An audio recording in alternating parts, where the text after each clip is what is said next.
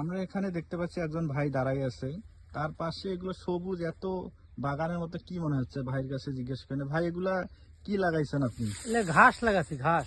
ভাই এরকম ঘাস তো ভাই আগে কখনো দেখা হয়নি, এগুলো কি ঘাস লাগাইছেন আপনি? এটা ঘাস আছে ইন্দোনেশিয়ান স্মার্ট নেপিয়ার ঘাস। ও আচ্ছা, এগুলো ভাই আপনি কিভাবে করছেন এই ঘাসগুলা? এটা আমি কাটিং চাষ করছিলাম।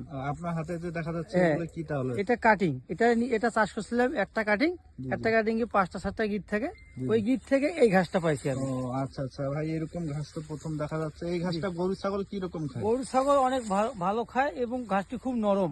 দেখা যাচ্ছে অনেক সবুজ হয়েছে জি, ঘাস, জি। একবারে জমিতে সবুজের সমাহার হয়ে গেছে। জি, আচ্ছা ভাই, এই ঘাসের আপনি কিভাবে, যদি অন্যরা আপনার কাছ থেকে এই ঘাসের চারা অথবা বীজ কাটিং নিতে চায়, কিভাবে নিবে? এটা হচ্ছে আমাদের অর্ডার করতে হবে।